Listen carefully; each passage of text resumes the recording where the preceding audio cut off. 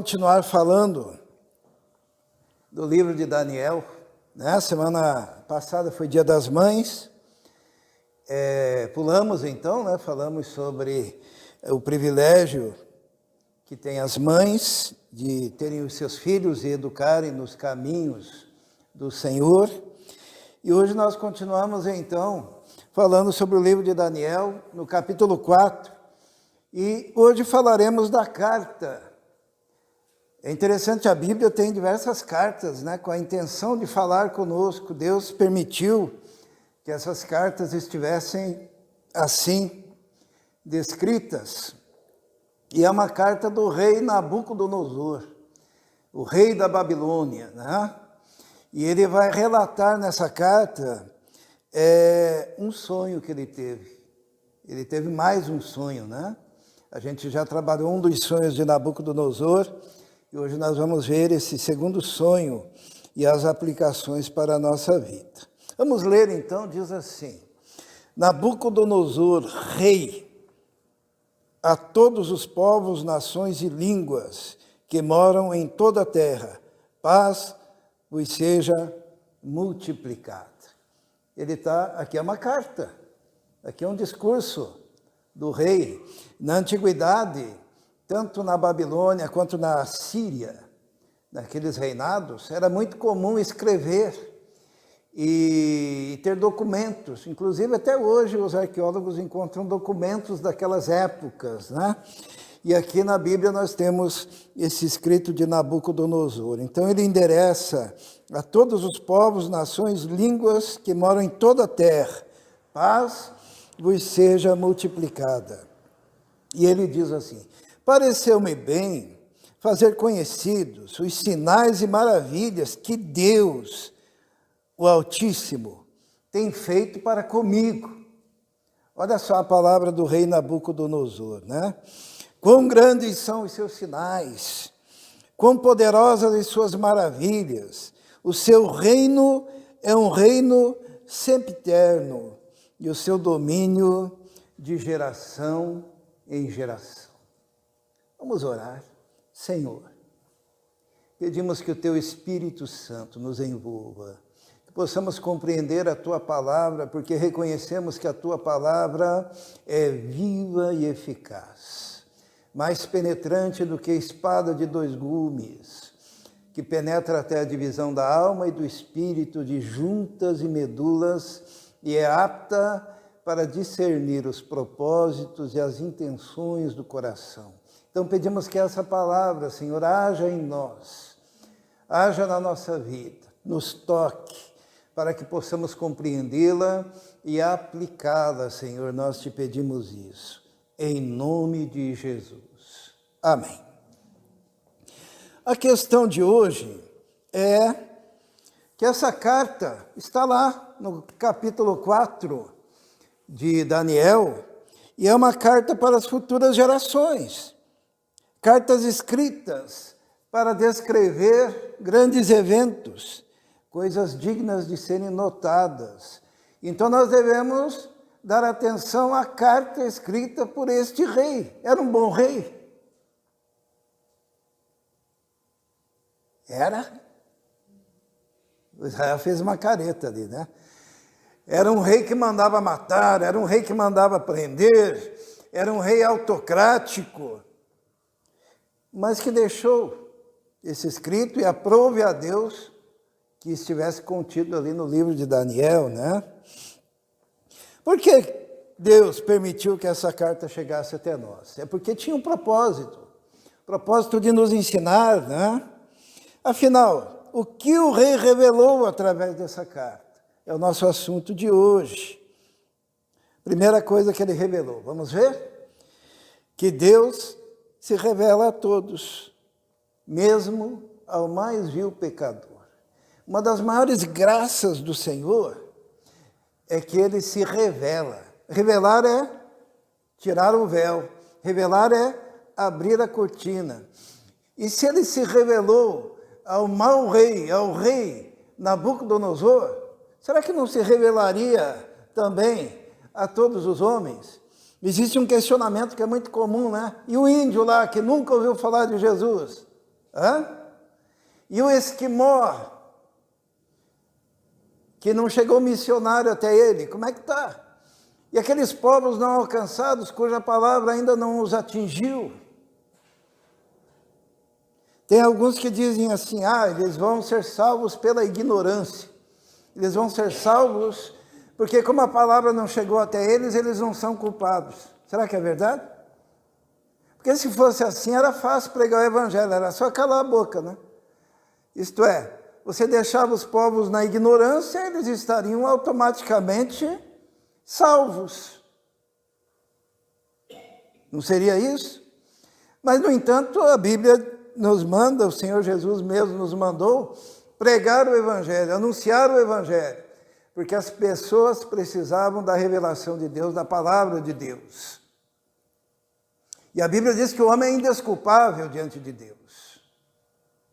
Então, esse Deus que se revela até mesmo a Nabucodonosor, é um Deus que se revela a todos os homens, mesmo o pior, o mais vil. A Bíblia diz isso?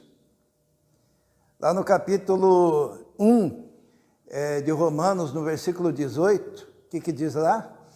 Diz que Deus se revelou ao homem, mas o homem o rejeitou e amou mais a criação do que o Criador. Lembram disso? E por isso o homem é indesculpável diante de Deus. E quando fala o homem, é a humanidade toda indesculpável diante de Deus. Porque todos os homens rejeitam a Deus e escolhem o pecado. E escolhem o distanciamento de Deus. Mas nós temos um Deus tão maravilhoso, que é um Deus que se revela. Por que ele se revela? Para que toda a boca se cale diante dele no dia do juízo. Ninguém poderá dizer, não me falaram, não me pregaram. Sabe aquele índio que vive lá, isolado? Deus se revela a ele também. É o que a Bíblia nos diz. E o nome dessa revelação é revelação natural. Através da natureza. O Israel agora mesmo, ele falou do Salmo 19, né? Os céus manifestam a glória de Deus e o firmamento anuncia as obras das suas mãos. Um dia faz declaração a outro dia, e uma noite a outra noite, e sem fala, tudo se sabe. Quando o homem rejeita a Deus e resolve adorar uma pedra, quando o homem resolve adorar o sol, quando o índio resolve adorar a natureza, ele está numa ação deliberada de rejeição ao verdadeiro Deus, Criador de todas as coisas. Deus é um Deus que se revela. E é interessante que ele se revelou a Nabucodonosor, né? Aquele mau rei diz assim, na carta ainda, né? Nabucodonosor estava sossegado na minha casa e próspero no meu palácio. Tive um sonho que me espantou. Estando eu na minha cama, as imaginações e visões da minha cabeça me turbaram. Por isso, expedi um decreto para que fossem introduzidos à minha presença todos os sábios da Babilônia, para que me fizessem saber a interpretação do sonho. Então entraram os magos, os astrólogos, os caldeus, os adivinhadores, e eu contei o sonho diante deles, mas não me fizeram saber a sua interpretação. Nós encontramos aqui um homem que Deus se revelou a ele. Se revelou como? Através de um sonho. Olha que coisa extraordinária, né? Porque Deus ele pode se revelar das mais diferentes maneiras. E Deus pegou e eu vou me revelar a este homem, Nabucodonosor. como que eu vou falar com ele? Eu vou falar através das imaginações e dos sonhos que estão habitando a sua mente e o seu coração. E aquele rei, mais uma vez, foi tocado pelo poder de Deus, pela graça de Deus, pela misericórdia de Deus. Sabe, nós, os evangélicos, às vezes a gente tem a impressão de que se nós não formos até os pecadores, acabou, né? Isto, eles estão perdidos. Na verdade, Deus deu a nós o privilégio de pregar. Mas se uma pessoa não estiver ao nosso alcance para nós atingirmos essa pessoa, o Senhor mesmo se encarrega de se revelar a essa pessoa. Existe uma coisa na Bíblia chamado de fator Melquisedeque, né? Tem um livro muito famoso chamado O Fator Melquisedeque que explica essa situação. E talvez a melhor maneira de nós entendermos isso é quando Paulo estava lá no Areópago e viu lá em Atenas altares erigidos aos mais diferentes deuses.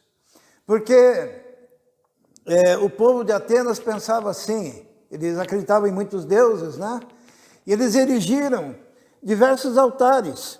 E eles pensaram, já pensou se a gente esquece algum deus? No pensamento pagão deles, eles pensaram isso. E daí eles fizeram ali no meio um altar e escreveram, ao Deus desconhecido. Centenas de anos antes de Paulo chegar naquele lugar. Centenas de anos antes, o coração deles já havia sido tocado da possibilidade de haver um Deus que eles não conheciam. E Paulo chega naquele lugar e ele faz aquele discurso maravilhoso, aquele sermão, ele diz assim, homens de Atenas, vejo passeando pela cidade que em tudo vocês são muito religiosos, porque encontram altares a todos os deuses que se conhecem na terra. Mas eu percebi que no meio de vocês existe um altar erigido ao Deus desconhecido. E este que vocês adoram sem conhecer, é este que hoje eu estou pregando. E ele começa a falar de Jesus, que era o Deus que aquele povo não conhecia. E ele prega o Evangelho. Por quê? Porque havia ali já uma ação de Deus que fez aqueles homens terem a expectativa de conhecerem um Deus poderoso que não fazia parte daquele panteão. E Paulo prega dessa maneira. E assim, o Evangelho chega a Atenas. E nesse sermão de Paulo, ainda em Atenas, ele diz assim, que Deus se revelou aos homens que eram cegos, mas que Deus não deixou de dar testemunho de si mesmo, através de tudo que ele criou. E Paulo diz assim, olha, talvez tateando, alguém possa encontrá-lo, porque ele se manifesta em tudo que ele fez. Deus é um Deus que busca os pecadores, que ama os pecadores. E no caso de Nabucodonosor, ele o tocou com um sonho. A segunda coisa que nós aprendemos nessa carta é que as coisas espirituais, elas se discernem espiritualmente. Nabucodonosor, ele chamou os magos, os encantadores, os caldeus, ele chamou tudo que tinha lá de místico na sua terra. Mas ele foi obrigado a perceber que ele precisava de alguém que tivesse um contato especial com Deus. Ele disse, mas por fim entrou na minha presença Daniel, cujo nome é Beltesazar, segundo o nome do meu Deus, e no qual há o espírito dos deuses santos. E eu lhe contei o sonho, dizendo, Beltesazar, mestre dos magos, pois eu sei que há em ti o espírito dos deuses. Ele não compreendia ainda o que era o Espírito Santo, né? e nenhum mistério te é difícil. Dize-me as visões do meu sonho que tive e a sua interpretação. Irmãos, quando as coisas estão relacionadas a Deus e ao Espírito de Deus, não adianta procurar em nenhum lugar, em nenhuma situação, alguém que não tenha o Espírito do Deus vivo para revelar. Você pode buscar nos mais diferentes lugares, nos magos, nos encantadores. Hoje em dia seria...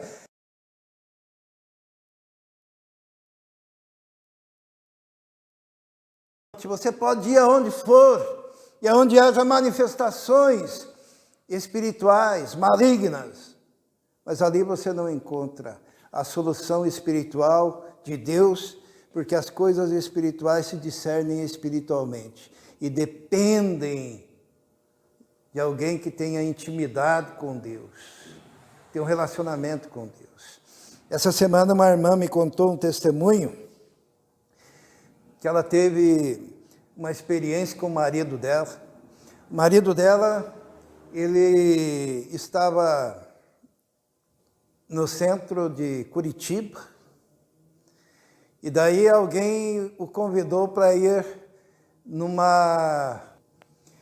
E ele foi lá, buscando algo de espiritual, e aquela mulher começou a fazer a cabeça dele, dizer que ele tinha uma mediunidade que precisava ser desenvolvida, e ele começou a acreditar. Ela disse, olha, mas você vai ter que comprar 400 velas do seu tamanho. Ele chegou em casa e disse, para comprar 400 velas do meu tamanho, eu vou ter que vender alguma coisa. E começou a vender as suas propriedades. Daí a irmã falou assim, mas me diga onde você vai arrumar dinheiro para tudo isso? Não, mas para eu desenvolver eu preciso comprar tudo isso. Mas é você que vai comprar? Não, eu vou dar o dinheiro para ela e ela vai comprar.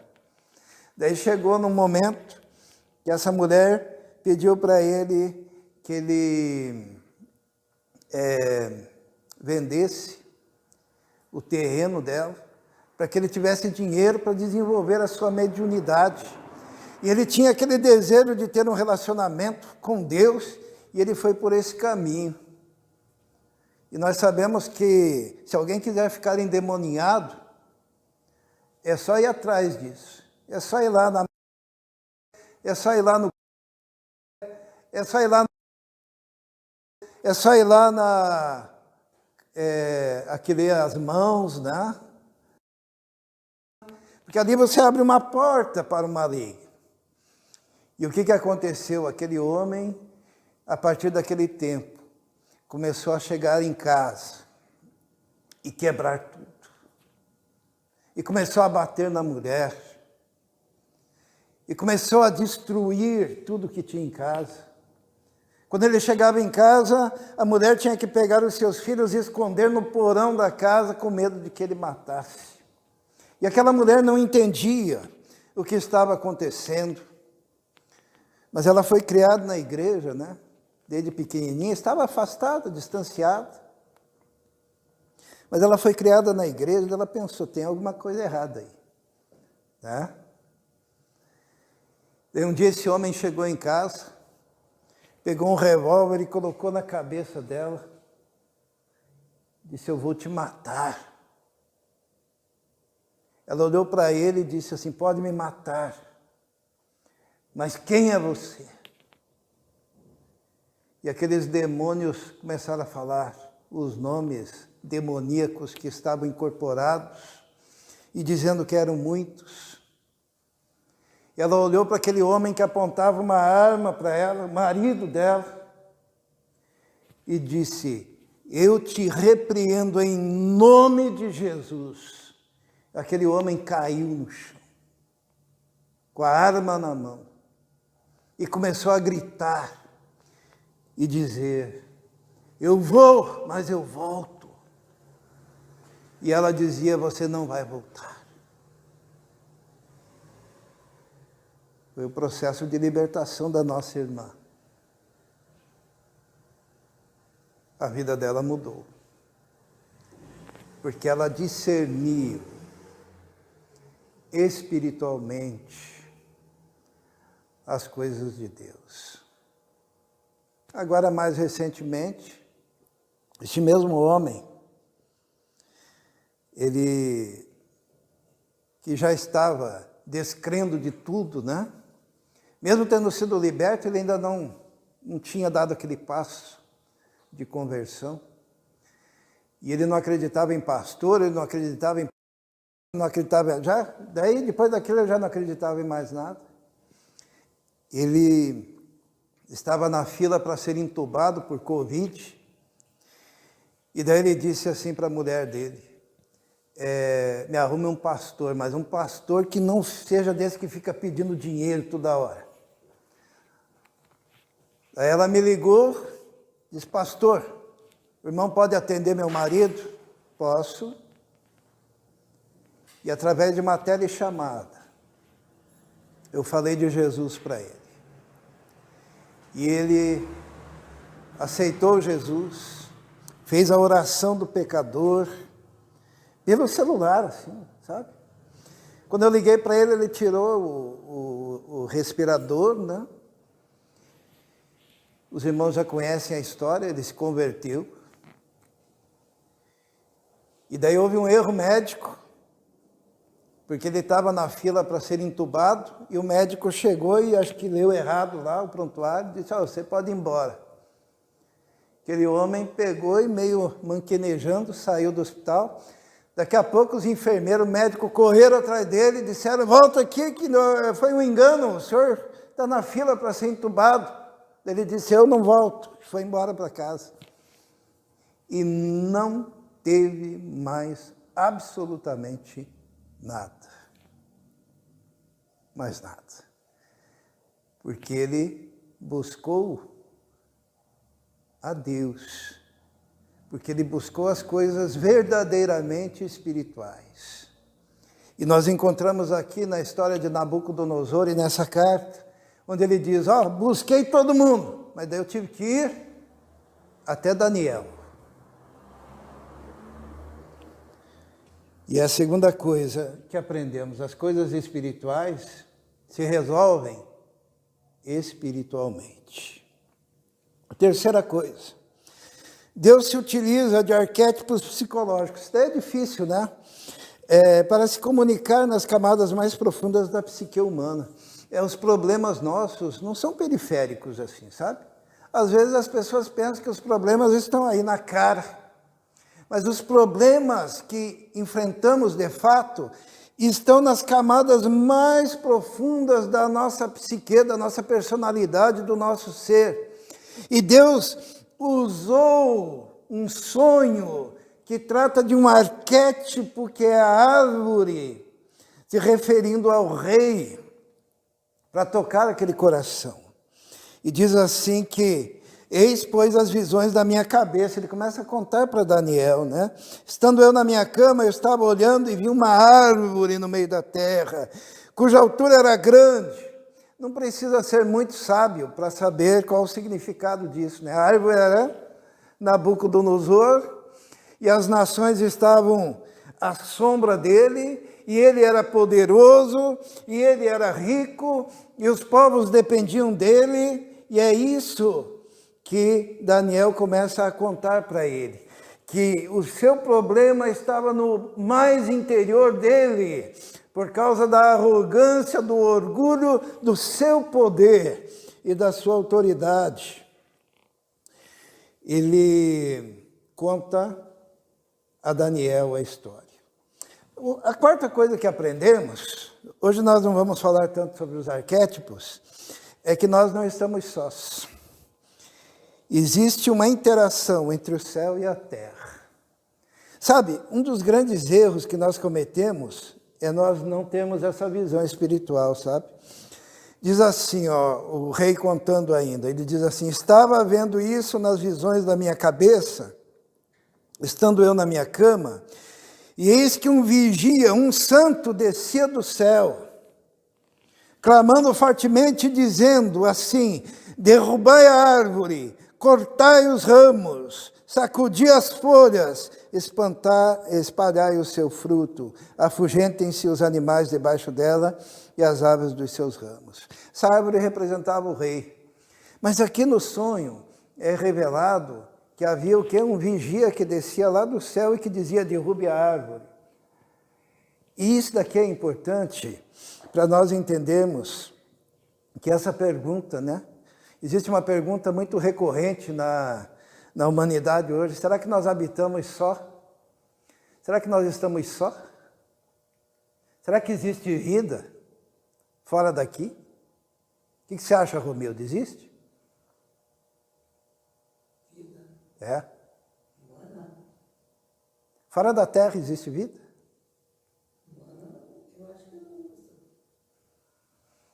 Humana não, né? Mas existe vida, né?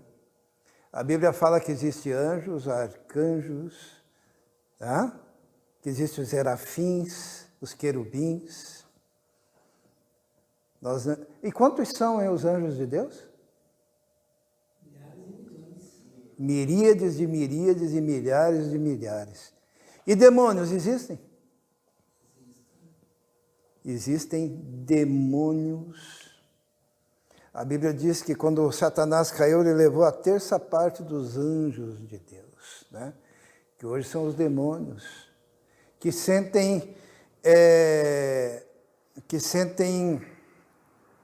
um alívio quando estão incorporados em alguém. Por isso que nós estamos numa batalha espiritual muito grande, né? Quando Jesus expulsou o demônio dos gadarenos, o que os demônios falaram para Jesus? Permita-nos que nós entremos nos porcos. Sabe por quê? Porque existe para o demônio, que é um ser derrotado, que é um ser destruído, que é um ser destinado ao inferno, um certo alívio ao incorporar-se. Por isso que existe para tudo quanto é lado, por isso que existem os médicos para tudo quanto é lado. Eu tinha uma colega no seminário que ela tomava cachaça e não ficava bêbada. E a cachaça era para que seu corpo fosse preparado para a entrada dos demônios. Então nós não estamos brincando nesse planeta. Nós estamos debaixo de uma situação em que existe uma batalha ferrenha do bem contra o mal. E essa batalha, ela tem como alvo a sua alma, a sua vida, a sua paz, sua alegria, a alegria dos seus filhos, a alegria da sua família. E Nabucodonosor, então, ele diz, olha, um ser descia do céu e estava interagindo na ação daquele reinado babilônico e na vida de Nabucodonosor. Essa carta nos mostra isso, que nós estamos lidando com forças espirituais.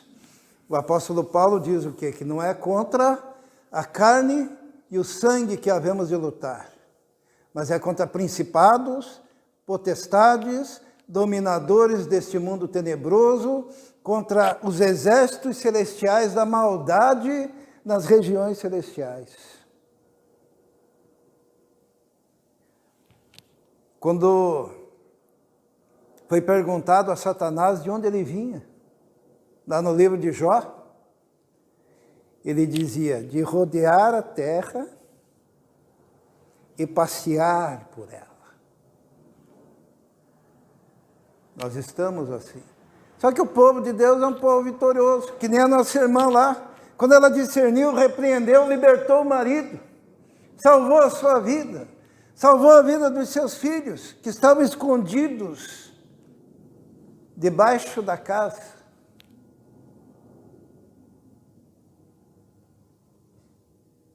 Quando a gente prega sobre isso, a gente não quer que ninguém tenha medo, porque se tem uma coisa que o crente não tem, é medo do diabo, né? O que a Bíblia diz? Resistir ao diabo, quem que foge? Ele que foge. Resistir ao diabo e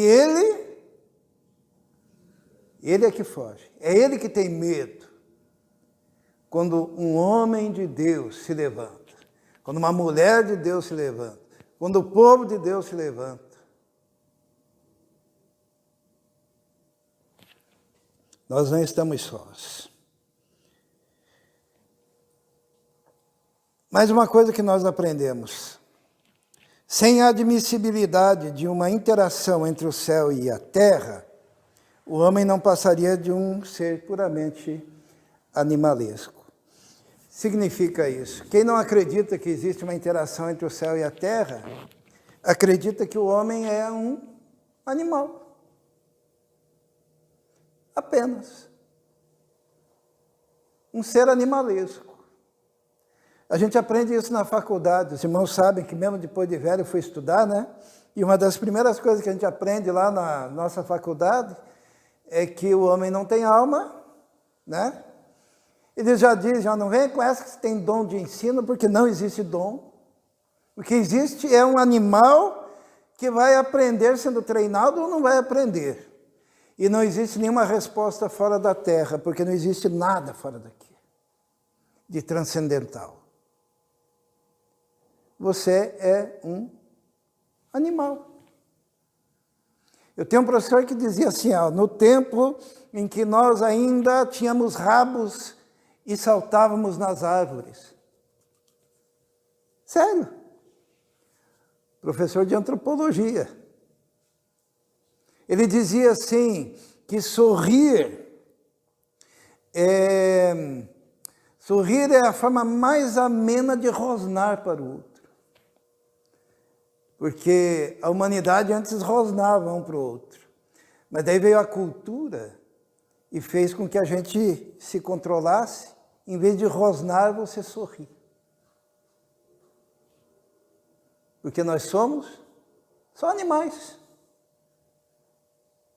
E nós aprendemos aqui mais uma coisa, que se nós tivermos uma visão assim da existência, nós viramos animais. E que foi o que aconteceu com o rei Nabucodonosor. Foi dada uma ordem: seja mudado o seu coração, para que não seja mais coração de homem, e lhe seja dado coração de animal, e passem sobre ele 7 tempos.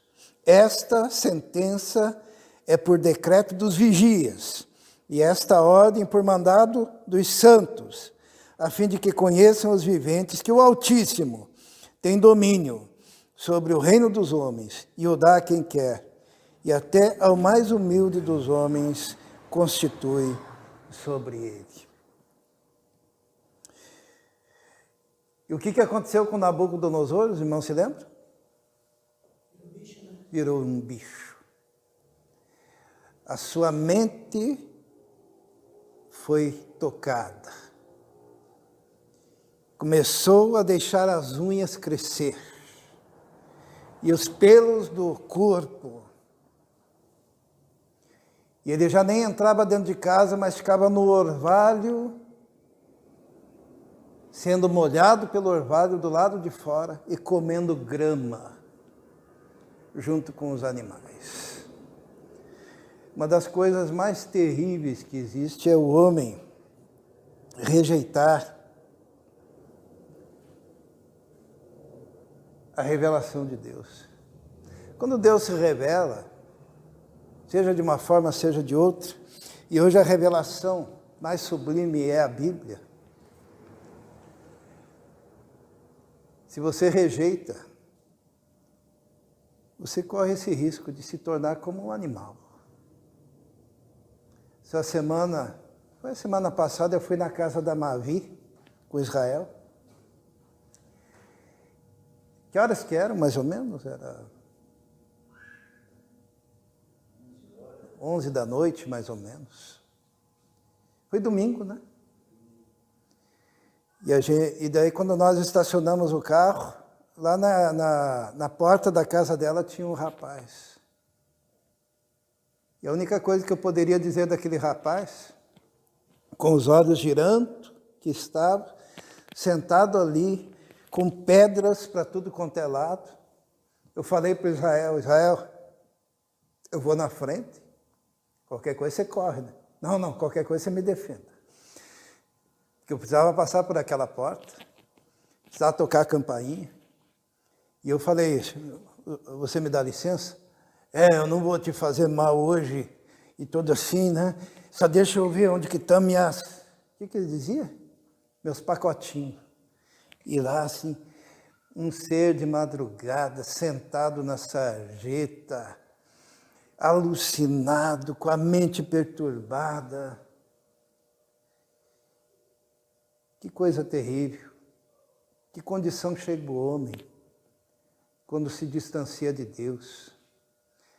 Esses dias eu fui buscar a Rebeca, estava na frente da casa dela, que a casa dela, a porta, a campainha, bem na rua, assim, né? E aquela rua é bem... Às vezes passa muita gente assim, né?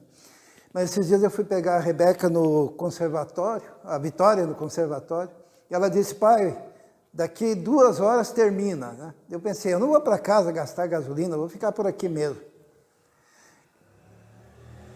No Largo da Ordem, de noite, seres imundos, sujos, com suas próprias fezes,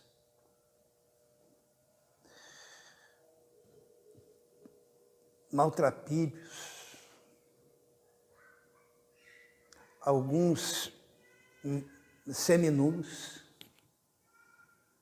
prostitutas, alucinadas, naquele ambiente, naquele lugar. Eu fico imaginando que Deus as tocou em algum momento, mas elas não tiveram, eles não tiveram aquele estalo de dizer sim.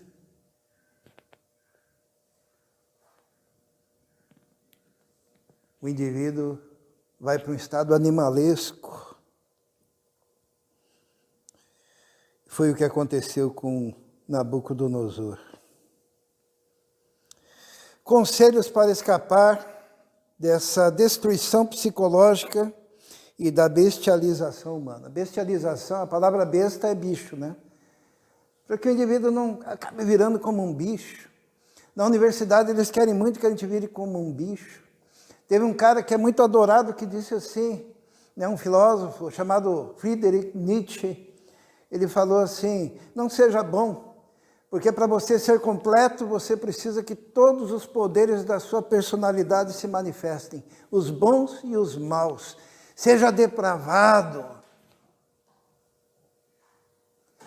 Esses tempos eu estava assistindo uma aula da Rebeca, junto com a Rebeca e a Vitória, e a professora falava sobre isso. E daí eu falei assim, pergunta para a professora do que ele morreu. Os irmãos sabem do que morreu o Nietzsche?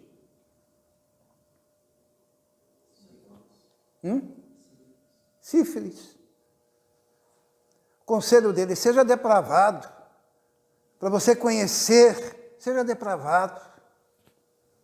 Porque só o bem conhece a metade. Para você conhecer tudo, você tem que fazer o bem e fazer o mal. Isso que ele ensinava. Morreu de sífilis. E a professora respondeu, ô Rebeca. Ela pulava, né? Ela dizia, bom, vamos falar. Daí a Rebeca, eu do lado, né? Porque nesse período de pandemia eu assistia aula com as minhas filhas, né? E daí eu dizia assim, ó, pergunta para ela agora tal coisa. Daí a Rebeca perguntava e ela saía pela tangente. E ela escapava. Até que num dado momento ela diz, verdade não existe. Daí eu disse, Rebeca, pergunta se essa frase é verdadeira. Né? A verdade não existe. É verdade que a verdade não existe? O que ela fez? Não respondeu. Eles querem incutir isso. E o homem vai sendo empurrado para uma condição animalesca. O primeiro conselho que o profeta Daniel dá ao rei, para que ele escapasse daquela situação, arrepende-te em tempo, pois o decreto de Deus é condicional. É uma das coisas que ele não entende, é que existem muitas profecias bíblicas que são condicionais, né? Você vai para o inferno, isso é um fato. Mas isso é condicional. Condicional ao quê? Se você se arrepender, você não vai. Porque Deus tem prazer em salvar. E Deus revoga o seu decreto para atingir a você e te salvar. O profeta diz assim: portanto, ó rei, aceita o meu conselho e põe fim aos teus pecados, praticando a justiça e as tuas iniquidades, usando de misericórdia com os pobres, pois talvez se prolongue a tua tranquilidade. Daniel diz: olha, aceita o meu conselho, põe fim aos teus pecados. Primeira coisa, se arrepender. Eu saí com as crianças, quer dizer, com as crianças desse tamanho, né? Nós saímos para distribuir sopa e o que mais? Roupa, né? Para os moradores de rua, já fomos algumas vezes. E pessoas no estado deplorável, animalesco. E conversando com elas, a gente percebia que muitos deles, acho que foi 100%, né? Sabe o que eles eram? Desviados da igreja evangélica. A pessoa rejeita Deus e pode cair no estado animalesco. Porque a pior coisa que alguém pode fazer é rejeitar a revelação de Deus. Pessoas que tinham uma vida. Tem um caso de um maestro de uma igreja lá do centro de Curitiba, que ele era morador de rua. E a igreja foi lá fazer esse trabalho e tal, e descobriu que ele era um músico de primeira linha, morador de rua, todo sujo, maltrapilho. Pegaram ele, deram um banho nele, pregaram o evangelho, ele creu em Jesus, ele foi para a igreja, tornou-se o regente da igreja. Porque num rasgo de luz, ele resolveu entregar a vida ao Senhor Jesus. O conselho de Daniel, disse para Nabucodonosor: aceita o meu conselho, se livra dos pecados, começa a praticar a justiça, andar com Deus. Segundo o conselho de Daniel, humilha-te diante de Deus, pois a altivez de espírito precede a ruína. Diz assim: ao fim de 12 meses, quando passeava no palácio real de Babilônia, falou o rei dizendo: não é esta a grande Babilônia que eu edifiquei para a casa real com a força do meu poder e para a glória da minha magnificência? Ainda estava a palavra na boca do rei, quando caiu uma voz do céu: a ti se diz, ó rei Nabucodonosor, passou de ti o reino. E serás tirado dentre os homens, e tua morada será com os animais do campo. Far-te-ão comer erva com os bois, e passar-se-ão 7 tempos sobre ti, até que conheças que o Altíssimo domina sobre o reino dos homens e o dá a quem quer. Quando que aconteceu isso com ele? Ainda estava a palavra na boca do rei. Sabe quando a pessoa tem orgulho? Sabe quando a pessoa tem vaidade? Sabe quando a pessoa olha o seu carro e diz, fruto da minha força e do meu trabalho? A pessoa olha para a sua casa e diz, fruto da minha força e do meu trabalho. A pessoa olha para os seus diplomas na parede e diz, fruto da minha força e do meu trabalho. E não consegue reconhecer que é fruto da graça, do amor, da misericórdia, da bondade de Deus que se manifestou para ela. O Israel, ele está estudando neuroanatomia, né? E essa capacidade que Deus colocou no nosso corpo de funcionar perfeitamente. E eu me lembro quando eu estudava anatomia, que tinha o professor Osley de um lado e um bando de alunos aqui e um cadáver no meio. E a gente estudando cada detalhe daquele cadáver. E um dia eu disse para o Osley, falei assim, professor Osley, o senhor é um excelente pregador. Porque cada aula que ele dava, eu glorificava a Deus. Né? Dizia, pai, como Deus é bom. Porque tudo é perfeito. Tudo funciona de uma forma extraordinária. Porque ali está a mão de Deus. E quando alguém tem orgulho é porque não sabe. Que basta uma veinha, muito fininha, do nosso cérebro romper. O que vai acontecer?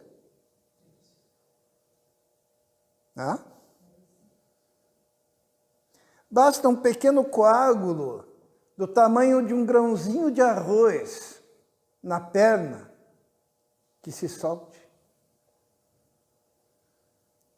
Vai para o cérebro, ou para o coração, ou para o pulmão. E sabe quem que sustenta essas coisas? Que tem o poder e o controle de tudo isso? É o nosso Deus.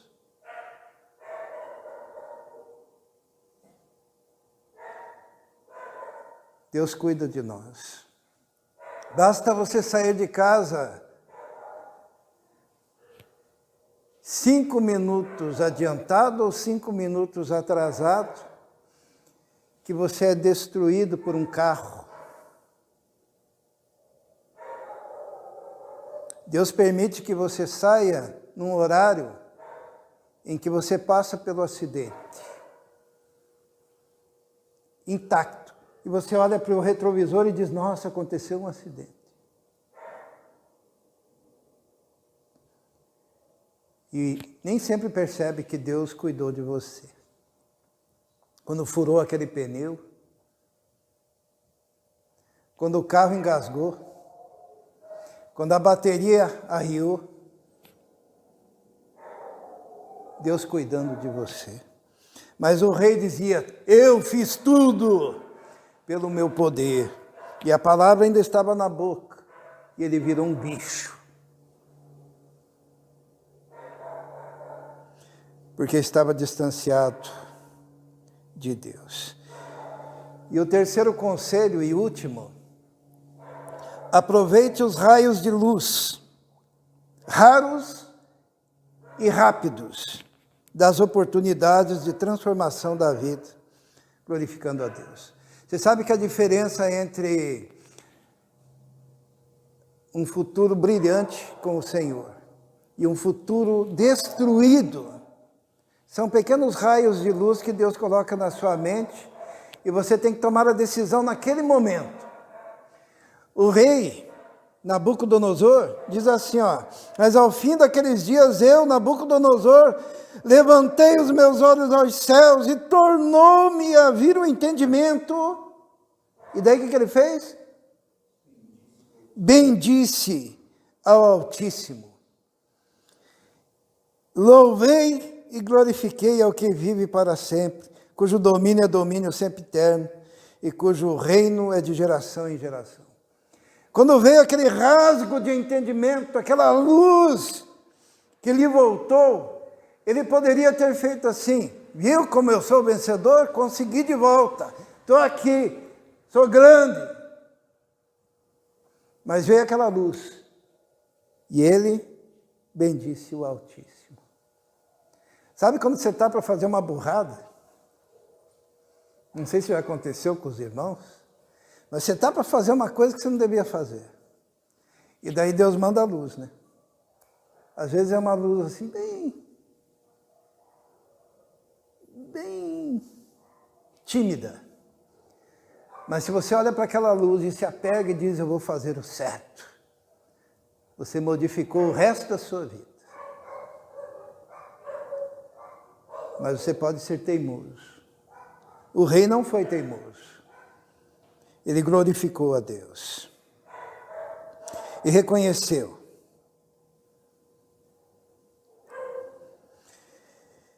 Diz assim, no mesmo tempo tornou a mim o meu entendimento, e para a dignidade do meu reino tornou-me a ver minha majestade e resplendor. E buscaram-me os meus conselheiros e os meus senhores, e fui restabelecido no meu reino, e a minha glória foi aumentada. Porque ele deu espaço para aquela luz divina, que o retirou da bestialidade e da depravação. Coisa extraordinária. Hoje eu queria, irmãos, que os irmãos levassem consigo isso. Nosso Deus é um Deus que se revela, tá? Muitas vezes a revelação do Senhor é misteriosa, mas ela é acessível. E é como um raio de luz que você deve aproveitar, se apegando ao Criador, se apegando ao Senhor, obedecendo ao Senhor. Isso pode ser a encruzilhada para o resto da sua vida. Se você vai ter uma vida com Deus ou uma vida distanciada de Deus. Hoje, quando pregamos a palavra, está vindo aqui a revelação do Senhor. Um raio de luz.